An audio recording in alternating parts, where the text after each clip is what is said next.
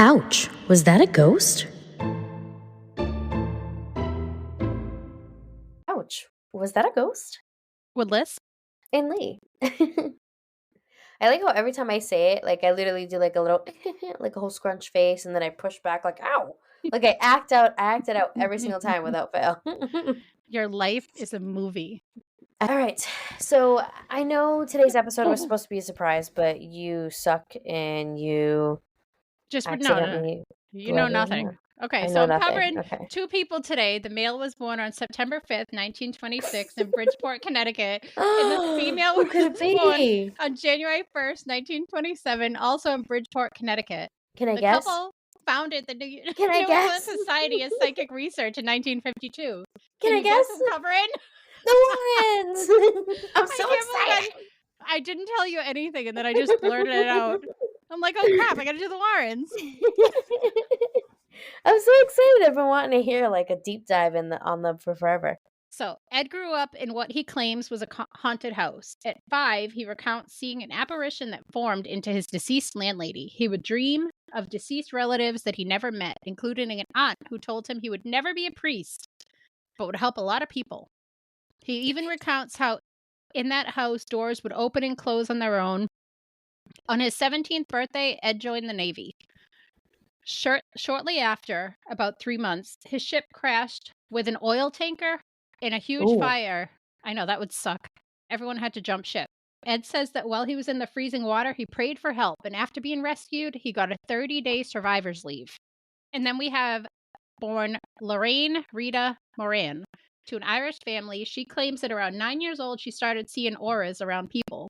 Wait, she's Irish? How did I never know that? I didn't really know anything about them. She kept her arse a secret, huh? Her arse. But when you're young, what you experience is like normal to you. So she didn't think what she was seeing was strange until Lorraine was at Laurelton Hill Hall, her Catholic school, one day. Lorraine told one of the sisters, like the nuns, Mm-hmm. that the lights were brighter around hers than around the Mother Superior. So when Mother Superior overheard this, she said, Lorraine, we don't speak of things like that here. So Lorraine was okay to talk about it here and there at her house, but she could never have a serious discussion about it. Mm-hmm. Lorraine also recounted one time at school on Arbor Day, the children planted a sapling and she could see the fully grown tree. And when she said this, a nun said, can you see into the future? And Lorraine said yes. And her son-in-law now claims that Lorraine never wanted to be different. The couple met in 1944 while Ed was an usher at the Colonial Theater in Connecticut. And Lorraine and her mother were regulars there. They started dating even before Ed left for the war. And during Ed's survivor's leave, he married Lorraine in 1945. You survived this traumatic experience. Here's 30 days off. Like, what? Yeah, that's what you get. I probably wouldn't go back. Right? So after the war, the couple had to find a way to support themselves, and they originally had plans to make a living as landscape artists.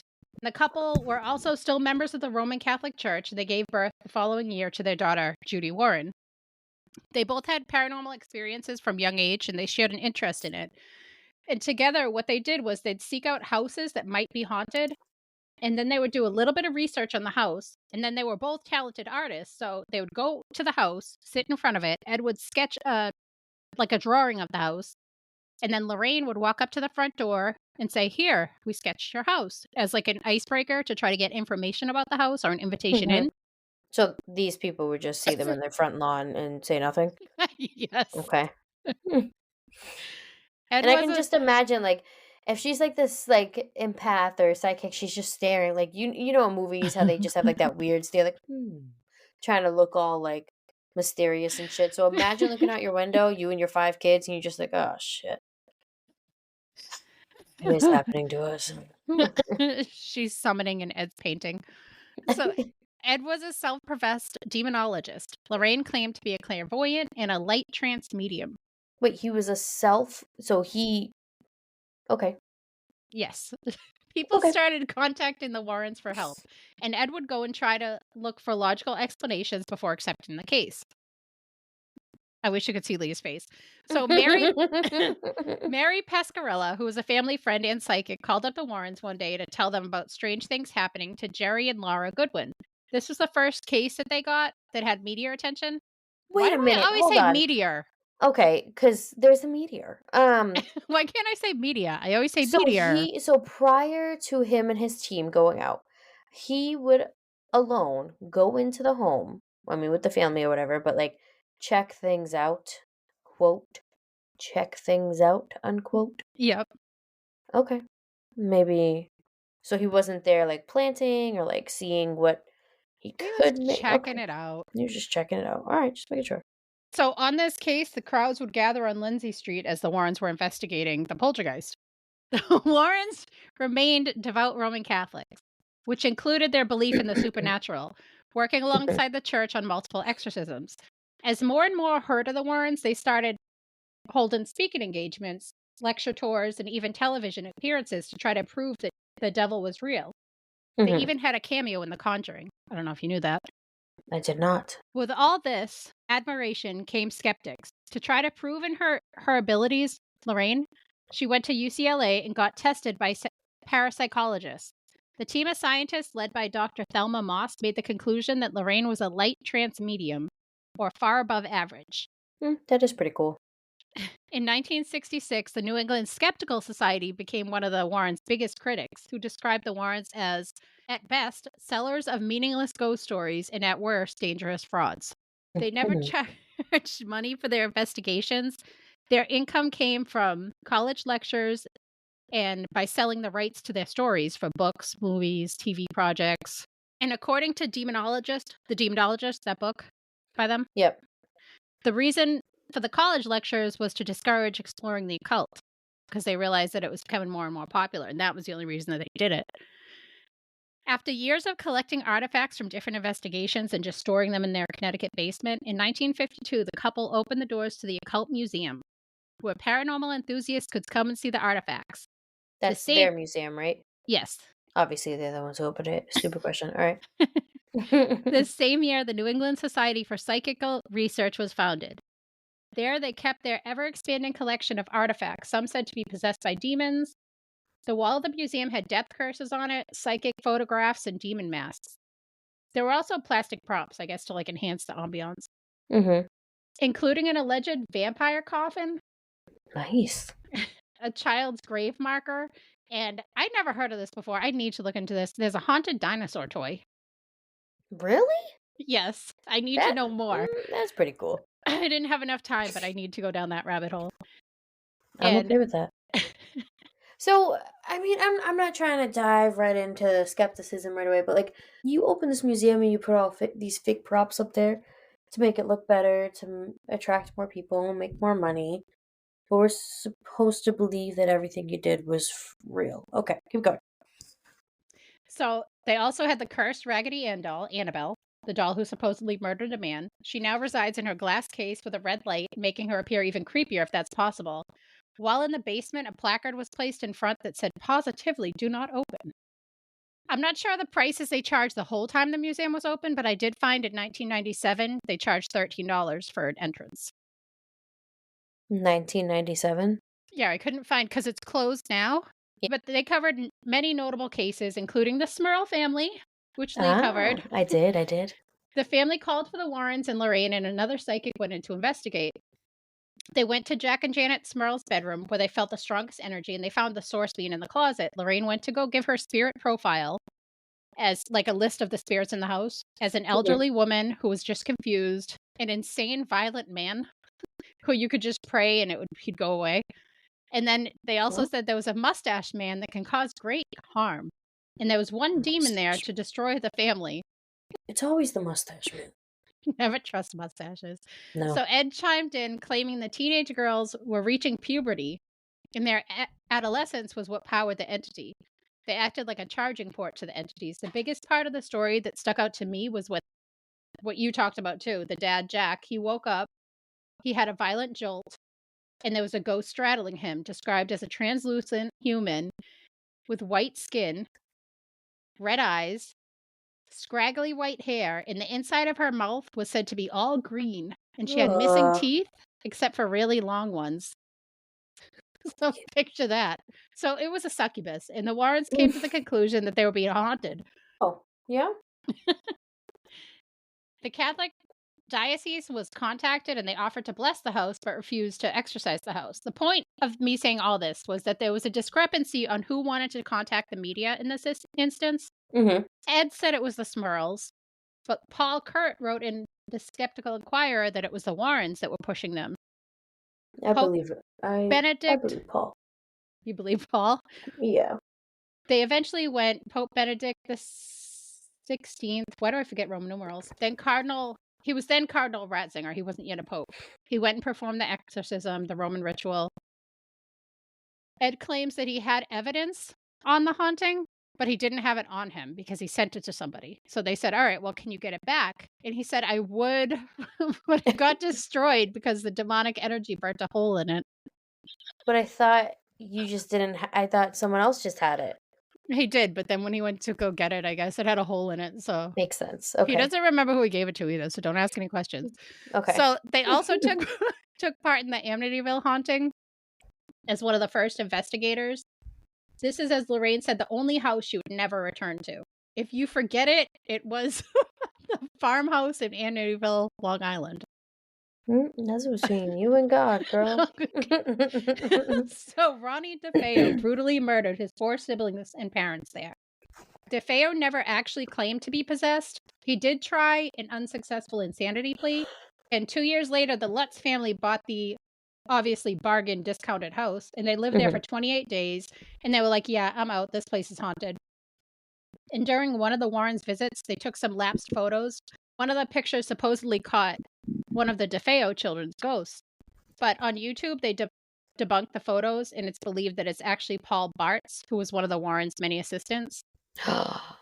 Dun dun. Some believe that the Lutz family made up the whole thing as a get-rich-quick scheme. I don't know, but I kind of believe it. Oh, the Lutz are the ones who were there for a few days and then took off. Yeah, the 28 days. Oh, okay. But it's said to be debunked by all except, like, everyone thinks it's a hoax except for the Lutzes and the Warrens, who said it's still true. They had another big case that was made into The Devil Made Me Do It, where Artie Cheyenne Johnson was indicted for the slaying of Alan Bono on February 16th, 1881. Wait a minute. Is this has to do with the Devil's Rocking Chair, eh? So Johnson claimed he was possessed by a demon while committing the murder, being the first demonic possession argument in the American court system. The Warrens stood by Johnson during the proceedings, but the judge was like, yeah, no, go to jail. So they sent him to jail for 5 years. No, he got 10 years. 10 years you got? I saw 5. I saw send 10. Yikes. Well, what a you send me mine. discrepancy. I'll send you mine. Okay. I'll show you. You'll So- show me yours if I show you mine. Yes. Yes. Someone call the sex elves. I know, you guys have to go on our Patreon and join. The Icelandic sex elves was so funny. So there was also a haunting in Connecticut where the homeowners claimed their son's personality was changing in the house. It was like violently changing. And apparitions would appear throughout the home. A lot of people question this as the son was diagnosed with schizophrenia. This was the haunting of Connecticut? Yeah. Ooh. And he was changing like violently. And that apparitions were appearing in the home. A lot of people question this as it's reported the son was diagnosed with schizophrenia. And then there was Annabelle, who I want Lee to do the story on. The Raggedy Ann doll that's said to be possessed by a young girl named Abigail Higgins. The doll is said to move around, and she's a big part of the Conjuring franchise now. There's 3 movies about her, and she was put into the Occult Museum, where in 2020 a rumor was going around that she was leaving her case and just walking around, but it was disproven. Oh. So there's the Conjuring House in Harrisville, Rhode Island, which has a story that in the 1700s, a woman killed herself and her child to haunt anyone that came in her house. The Warrens started their investigation there in the 70s, making multiple trips, and they claim to have smelt, this is so gross, rotting flesh. They've seen beds levitate and other happenings, which was a big inspiration for the first Conjuring movie. And almost 50 years later, like after the 70s, the house was bought and used for paranormal investigations. The Enfield poltergeist. I believe in The Conjuring. I believe The Conjuring definitely happened. And I believe in Amityville, too. I believe that happened as well. Looking into them more, I believe some of their stuff, but I feel like some might have been exaggerated. I feel like 100% track record is I don't know, I don't believe that anyone can have a 100% track record. But then again, supposedly Ed went and checked out the place himself I mean, he could have ensured that it was actually haunted before they actually took the cases on, but True. or he could have went and did other things. I don't know. Wheeler. So the I don't know. Enfield poltergeist in London was another well-known investigation where the family claimed there was moving furniture, disembodied voices, and the two teenagers seemed to be the main focus of the entity. The Warrens concluded that there was a presence of demonic possession, and this was an inspiration for Conjuring 2. Dun, dun. Wait, this was in London, you said? Yes, the Enfield Okay. poltergeist. Why did I Mhm. write about the Smurl family here? I already talked about them. It said that the entity pushed the daughter and the dog down the stairs, and Yes. it was made into the made-for-TV movie, The Haunted, which I Mhm. haven't seen that. They've authored many books, and like I said at the beginning, they found their New England Society for Psychic Research, which is the oldest ghost hunting group in New England. And surprisingly, I didn't know this. They use doctors, clergy, college students, nurse, police officers for research. Like they invited them to the home or they studied them? I don't know if they consult with them. I don't know what research means. Like, how deep does that go? Do Yeah. they go on site? Do they say, hey, what can happen if this happens? Like, if they're just getting advice off of them or having them hands on? I don't know. I feel like maybe it's just to prove like, okay, this clearly isn't something logical. Like it's not something that can be explained. It's Hmm. supernatural or whatever it's called. So, how many cases do you think they researched? 1052. They claim to have investigated well over 10,000 cases. No fucking way. The Warrens have inspired dozens of TV, film, documentary, and most famously, the Amityville horror series and Wait a Conjuring minute. universe. Okay, all Can right. you say Conjuring, Amityville? Amityville. Why can't I say that? I keep saying Amityville. They It's not. claim to have a track record of 100%, and they have over 10,000 cases. And you expect me to believe over 10,000 families were haunted? They're good. Don't worry about it. Okay. To this day, many people still question the Warrens. Two investigators concluded it was Blarney, while others claim the better known hauntings did not happen and were invented. The other big controversy surrounding the Warrens was an alleged 40-year sexual relationship that Ed had with Judith Penny, who in 2017 spoke out about how it started when she was underage. Dun dun. I saw that it started when she was underage in 1963. I saw that in 2013, she made producers aware of it. So maybe both are true, the 2017 and 2013. Either Mhm. way, the claim is that Judith Penny claimed she had a romantic and sexual relationship with Ed starting when she was 15, and Lorraine knew this was going on the whole time. Oh no. Penny made a sworn declaration that she was Ed's lover for over 40 years. And what does corroborate this is that she was arrested years ago after moving in with him because Mhm. he was a married man, and that's illegal. Oh, So I read a quote from Caitlin Bush's article, an excerpt from an email from Tony DeRosa Grund. He said, Ed was a pedophile, a sexual predator, and physically abusive husband. Lorraine enabled Ed to do this. She knowingly allowed this illegal relationship to continue for 40 years. They lied to the public. And in the same article, Penny claims in 1978 she became pregnant, and Lorraine told her to get rid of the baby as it would hurt their business. oh no. Lorraine claimed via her attorney that she knew none of this. So Ed passed away in August 23rd, 2006, and Lorraine passed away April 18th, 2019. They're buried together in Monroe, Connecticut. After the Warrens both passed away, all the artifacts were still in the basement. Oh, and by the way, I was going to suggest this, but we had a lot going on. Mhm. I'll find the next one. But a few days before Halloween, I saw on the Mohegan Sun website Mhm. that they were touring with Annabelle. What? Oh And other artifacts, no. but we were like really busy about that, and I didn't look super into it. But they What? even had like ghost adventures there speaking, like some of That's their. crazy. Oh my gosh, that would have been so cool, and that's really not even too far from us at all. I know. Damn, that would have been awesome. So whether you believe in the Warrens to be legit, self-proclaimed demonologists, like trance mediums, clairvoyants, or nothing more than a couple that preyed on desperate people, you can't deny that they left a large impact on the paranormal community.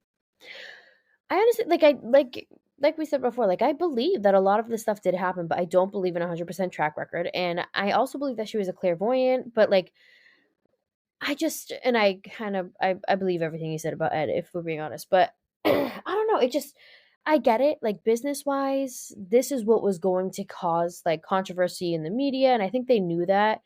Um and like it's true, you needed to keep business good, so it's like you have to say that you have this 100% track record. You have to do multiple cases and act like everyone's haunted and this and that, and like you're curing everything. It's good for business. I get that, but like I don't know. On your deathbed, maybe it's time to just like tell someone like, all right, we lied about a couple things. If you did, I mean, I'm not saying they did, but I'm just saying like if you did, that would have been a good time to do it. Mm-hmm. Mm-hmm. I mean, I'm not swayed in any way. I still have the same feelings I had about them going into this. I mean, I'm 50-50. Like, I don't think they were 100% honest, but I also believe that they definitely did help a lot of people and that they definitely did find things that shouldn't have been there, but I don't know. I don't believe it all. So if I can find it again, do you want to go see Annabelle if she's touring? Oh my gosh. Yes. I'm so scared. I'm gonna bring something home with me, but I'm too scared to, because I don't know. Like Robert, I'm sorry for saying your name, and the other one. You can say his name. All right. You just Well, can't look at a picture of him. they've kept up with technology, so like, how do we know Annabelle hasn't? The scariest thing is that it's a Raggedy Ann doll, and they portray it as like this whole other thing. And I've had Raggedy Ann dolls when I was a child. I never had one. I never will. Because you're a young whippersnapper. I am a young whippersnapper, Porky Pig. Do you know the scariest one out of all their movies? The one I haven't seen is The Nun. I saw it. That shit was scary. I thought the end was kind of dumb, but the movie was really scary. Is that the one like the Myrtle Plantation? Not the Myrtle Plantation. No. Is that the one with the nun? No, they were at like this like I suck at No, the remembering Borley things. They're at a Rectory. big church and stuff. Is it based on the Borley Rectory? Do you know? Oh, no. Girl, I don't know shit. Okay. But just the way she looked, I was like, ugh. That was the only one out of their movies that like cringed me at all. The scariest Conjuring for me, I don't like the Insidious movies. I don't. I love those. I don't. They weren't See, scary. They were just fun. Yeah, that's the thing. You're super into like realms and like the other side and like portals and all that. Whatever those things are called. But I'm not. I just like scary. I don't want to have to think when I'm watching a movie. And I feel like that there's too much thinking in those. But the scariest Conjuring to me was when they were on the farm. It wasn't a farm, but like they were at like the farmhouse. Mm-hmm. That was the scariest one to me. I loved that one. That was one of the ones that I just listed. I can't remember which. It was. That's it definitely it was, but I can't remember what the name was. I think that was the second one or no, I have no idea. I'm lying. You're lying? What? You're porky pieing it? Pork? What is it? Pork pie? A porky pie?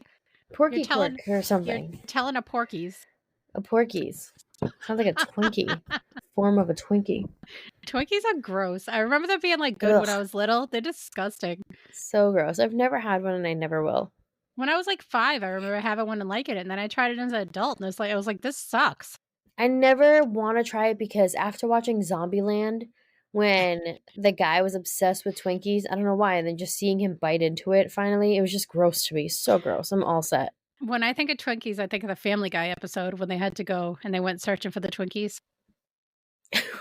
When Stewie had like octopus tentacles growing out of him. I don't remember that one. I don't think I've seen that one.